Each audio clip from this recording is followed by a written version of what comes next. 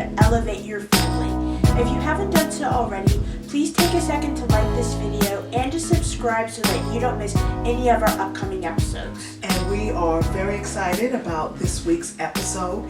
In our Around the Town segment, the Elevate Talk Show takes you to the Disney Springs shopping complex in Orlando, Florida, right at the Walt Disney World Resort. So a terrific time. There's nothing like going to Disney World, right? So you want to stay tuned for that. Also, in our Perspective segment, that's the segment where Adrianna and I discuss a particular question. We will be talking about whether kids in schools across America should be taught critical race theory, better known as CRT. It's a big discussion. There are people on both sides of the issue, people for it, people against it. We're going to be discussing that topic, and then we're going to be continuing the conversation with guests Malaika and Andrew Wells. They are both educators and they are community activists. They're going to share their thoughts on critical race theory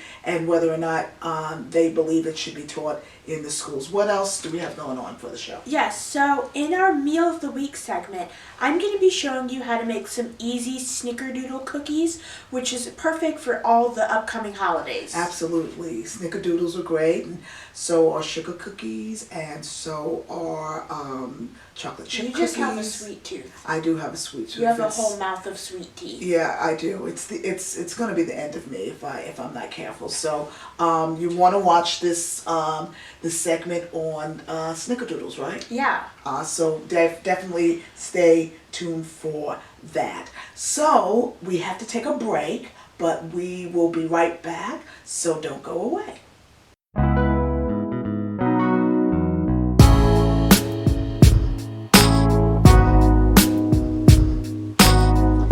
Welcome back to the Elevate Talk Show, and this is our Perspective segment where Adrianna and I talk about a particular topic, a question that we thought would be valuable to discuss and to share with our audience. And the question on the table this week is what, Adrianna? Should children be learning about critical race theory in schools? Yeah, critical race theory, otherwise known as CRT. And you may have heard or seen,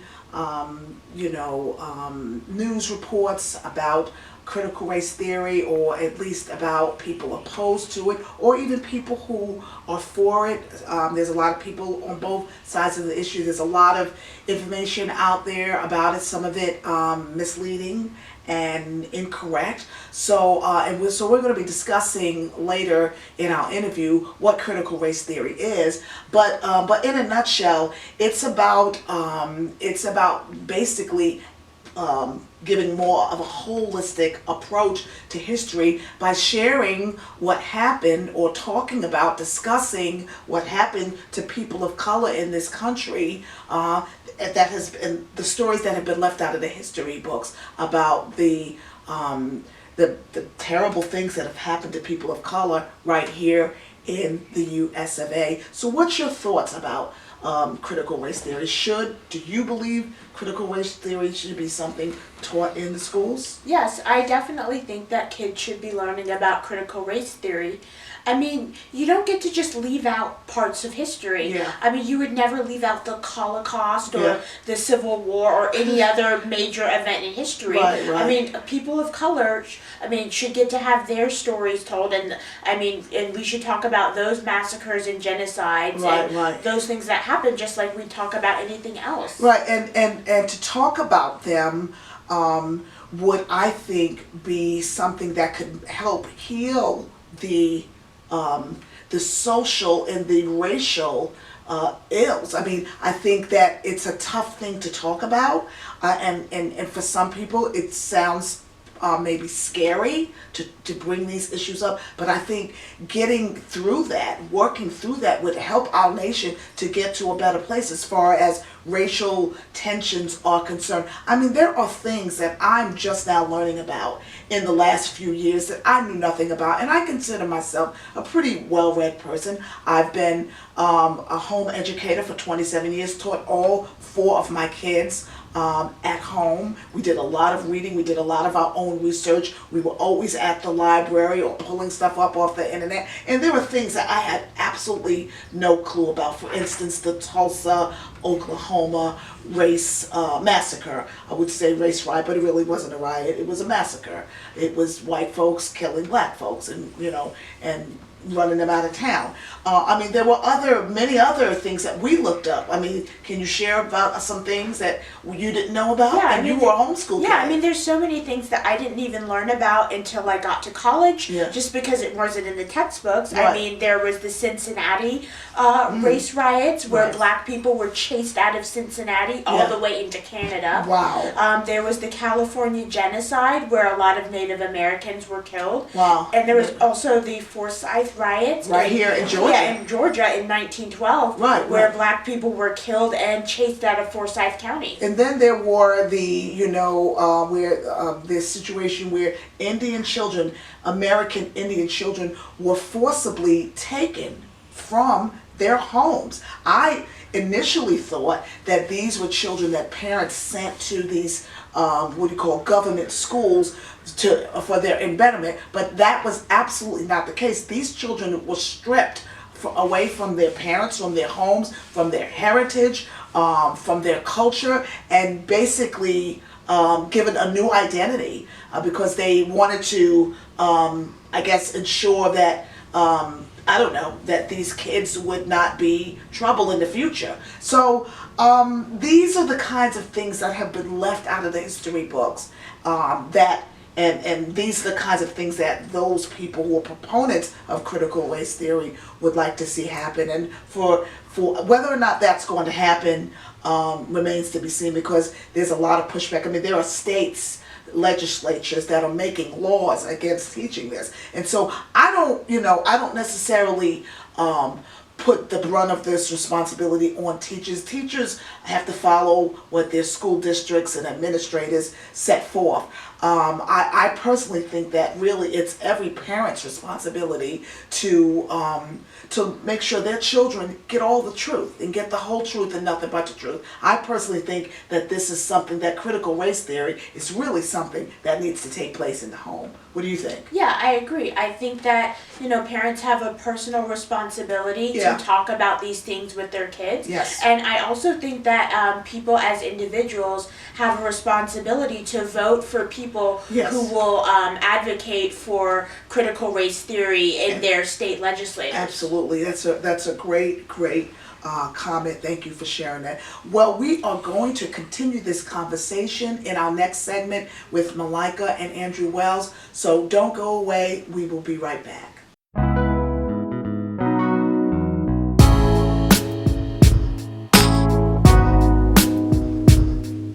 Welcome back to the Elevate Talk Show. And before we go on to our next segment, I want to ask you, our audience, to please share your thoughts and your opinions about critical race theory.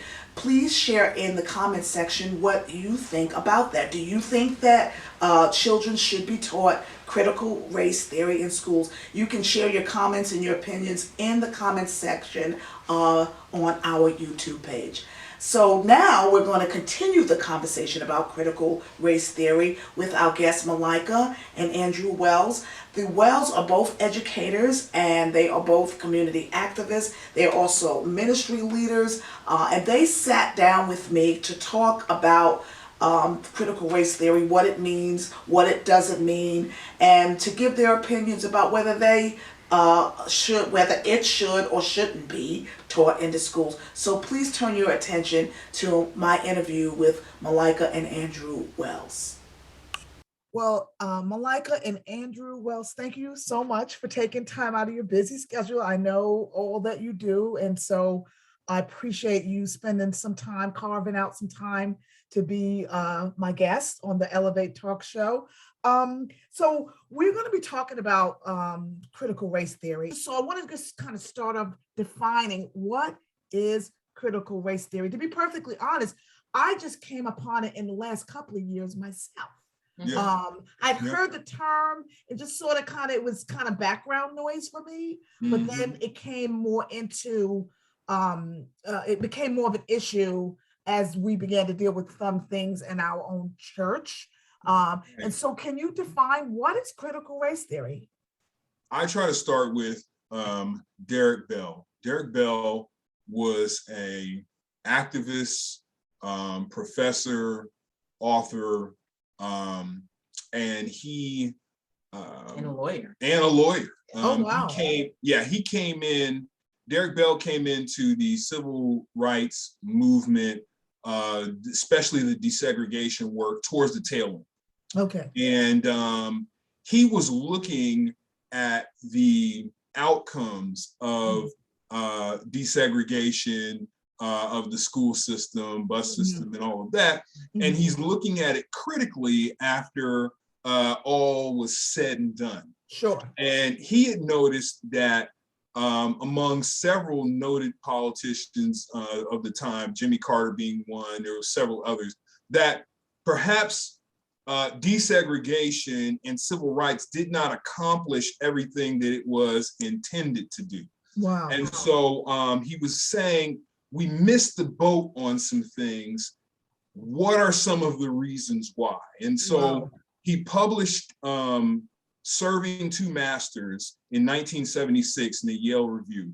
And in that, he examined certain cases in Detroit, cases in Atlanta, and things like that. He looked at the strategies that the civil rights movement put forward, especially in desegregation. And he was looking at a couple of things. They were coming up against Black folks who were like, we don't really care that the schools are desegregated or not. We just want good schools. We don't really care. And so segregation was like, no, what you want is you want to integrate. And they're like, no, we just want good schools. And so he's looking at all this stuff, and he watched as legal precedent after legal precedent was established to protect segregation or to minimize or de-emphasize previous legislation that was passed, like Brown versus Board. And so he watched precedent after precedent take place, and he was like, hold up, man, what's going on? Like, what's up? And so he's like, how is it that things that have stood on the books since the 1860s, all of a sudden now we got to change? What's going on? And so he starts to say, okay, what are some of the reasons things are happening? And he starts to see what is now called structural racism or systematic racism is the idea that you can change a law. And once you change the law, the people who enforce it, whether they're racist or not, enforce the law. And so if they enforce the law, they perpetuate the system. So he writes this review. There's a lot of criticism both ways. And about 13 years later, and then the concept that we know as critical race theory was born.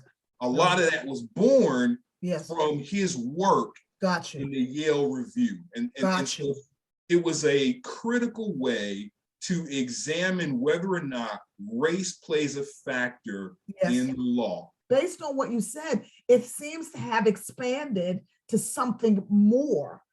Right. If you're going back to factory default settings, it was to analyze the law. I think what happened, and it happens with all kinds of things that begin one way, people began to extrapolate and find other ways to employ these concepts.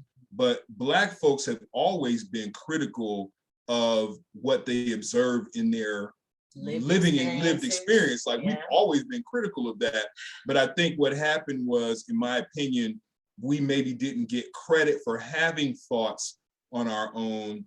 And so that's how people who had these ideas began to get connected with the Frankfurt School and Gramsci and Marxists and all that. So we couldn't just look at our situation and be like, man, this thing is messed up on a lot of levels. Could there be something else going on? No, what it was we heard Karl Marx telling us we're oppressed. Oh, good, thank you, Karl. And so it was kind of that. So it was like people looking to extrapolate and use some of the things that they found was good, but then you also had people maybe not giving Black folks credit for having original thoughts about their condition.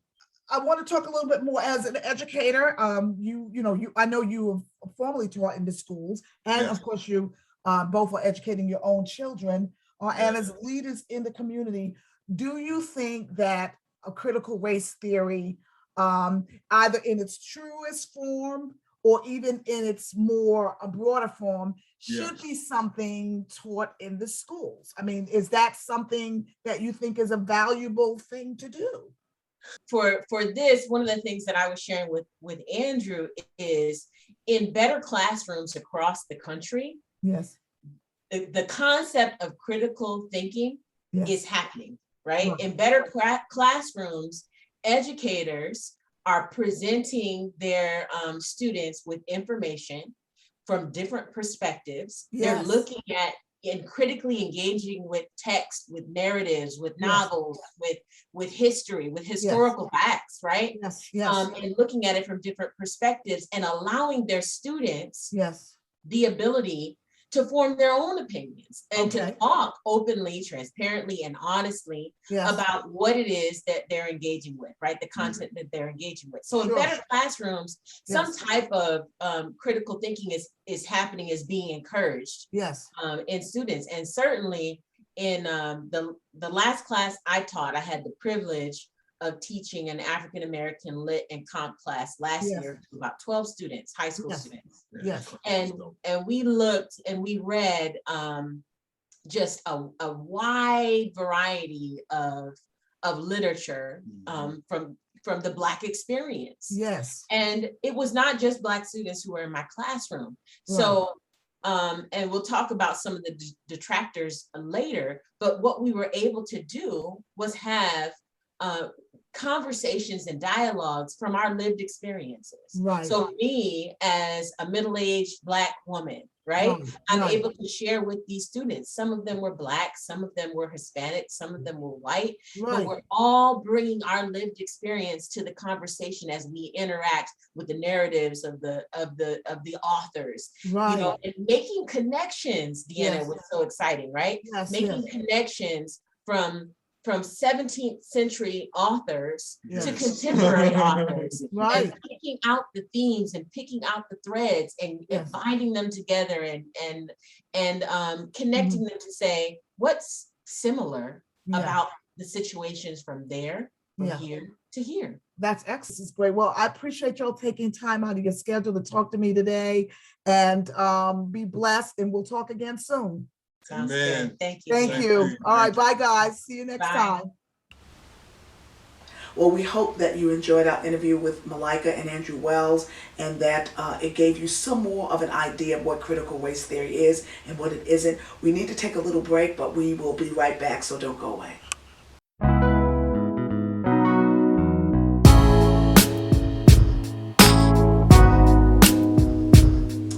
Well, we are back here at the Elevate Talk Show, and we are about to go around the town to none other than Disney Springs in Orlando, Florida. Do you remember going to Disney Springs? Yes, I remember going there. We got to visit all sorts of stores. There were so many stores. There were high-end stores and all these with lots of nice luxury items. There was kid stores. There was a dinosaur store where kids could make their own custom dinosaurs. I guess like Build-A-Bear for dinosaurs. Build-A-Bear. There was the Coca-Cola Center, which was nice. And it's great because for me, going to Disney World was really about the shopping and not about riding rides. I really am not a big, amusement park rider. I actually get pretty sick going on rides unless I'm riding the carousel or the bumper cars, So having the option to go to a shopping complex was just like being in hog heaven.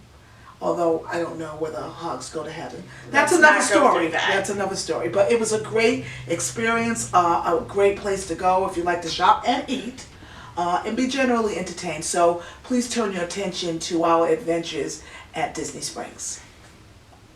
This week's Around the Town takes us to the Disney Springs shopping complex at the Walt Disney World Resort in Orlando, Florida.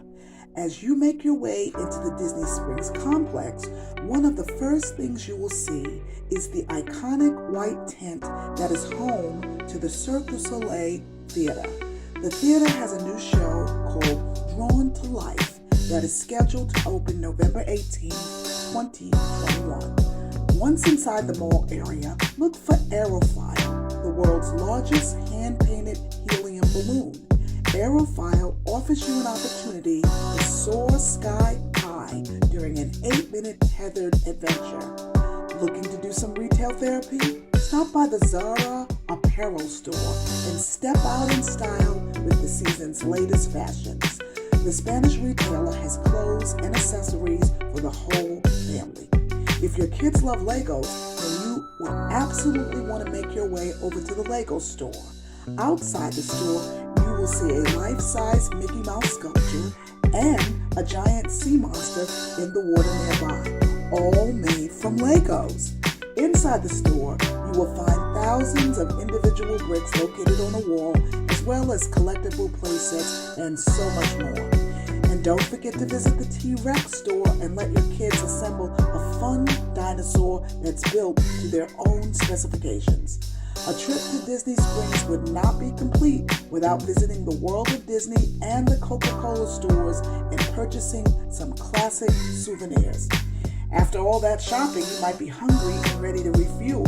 Blaze Fast-Fired Pizza offers patrons artisanal pies made with clean, simple ingredients and no artificial colors, flavors, preservatives, or sweeteners. A gluten-free crust option is also available. And you can take dinner and movies to the next level and enjoy a gourmet meal at AMC's state-of-the-art dinner. The holidays are always a special time at Disney Springs. What better way to celebrate the most wonderful time of the year than being immersed in a wonderland filled with holiday cheer? Come be a part of the 50th anniversary of the Walt Disney World Resort and enjoy a shopping experience that is second to none. For more information about Disney Springs, visit www.disneysprings.com. We're going to take a little break. Don't go away. We'll be back.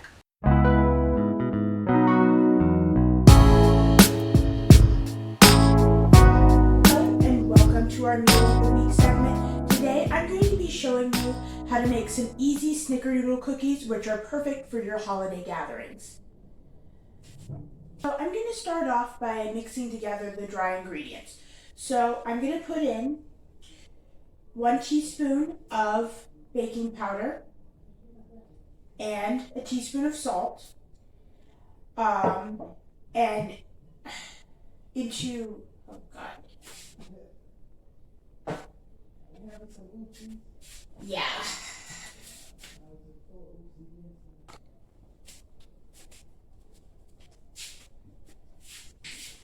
Alright, so we're going to start off by putting together our dry ingredients.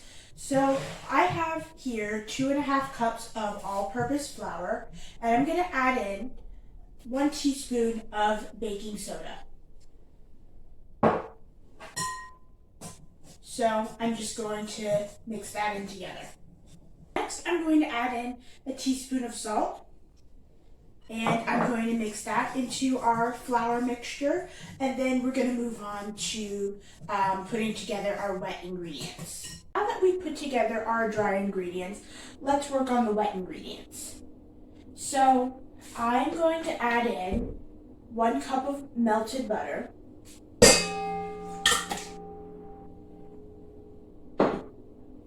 1.5 cups of sugar,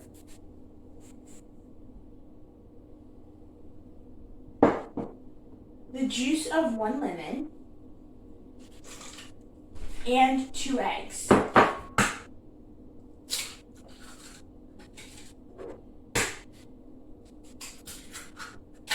And I'm just going to mix that together in my stand mixer here.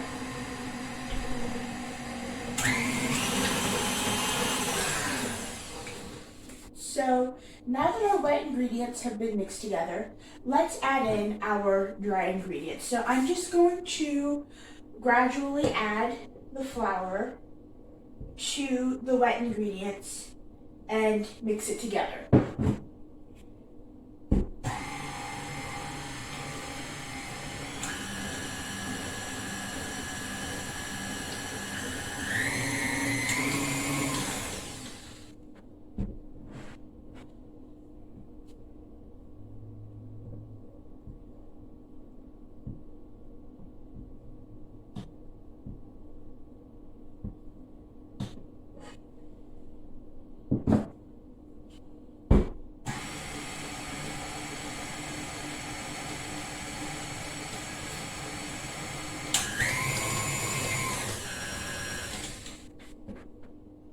Okay, now I'm going to add in our last little bit of flour.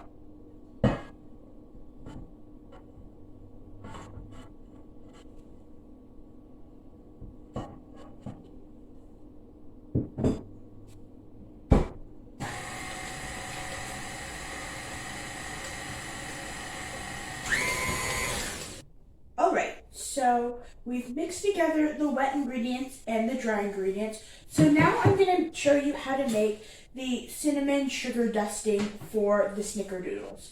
So we're going to start off by adding in 2 teaspoons of ground cinnamon.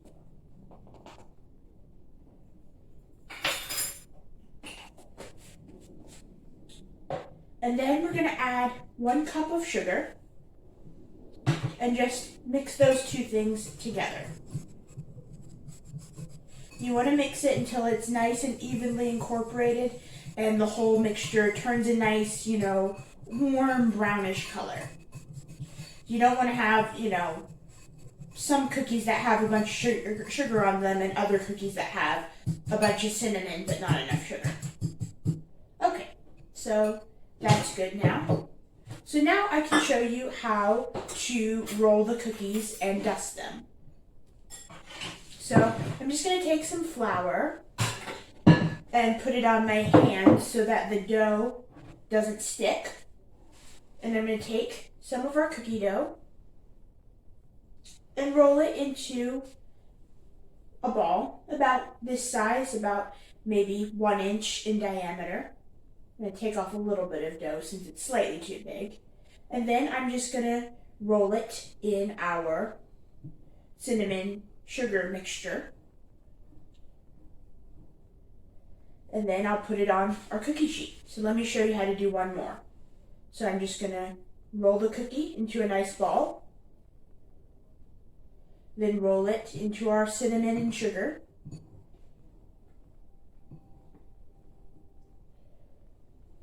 And then stick it on our cookie sheet. So I'm going to finish these up and then stick this into a 350-degree oven for about 10 minutes. And then I'll be back to show you the final results. So the cookies are ready, and as you can see, they look absolutely delicious.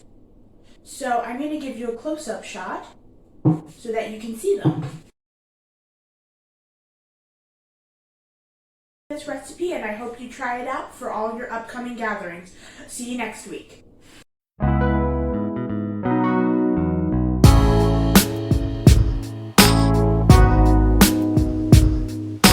Welcome back to the Elevate Talk Show. Our time together is just about out, but I want to remind you that the Elevate Talk Show puts out a new episode each week, so be sure to visit our YouTube page so that you can check out a new show that we've uploaded that week. You can also find us on Comcast 25 if you live in DeKalb County, Georgia, or you can go to the web by visiting www.decab25.com, and you can stream us live on Sunday evenings at 7 p.m. What else, Edge? Yes, so if you enjoyed this video, please share it with your friends and family. Give us a like and subscribe to our channel so that you don't miss any of our upcoming episodes. Well, we want to wish you a happy Thanksgiving, and we will see you next time on the Elevate Talk Show. Thank you. Bye. Bye.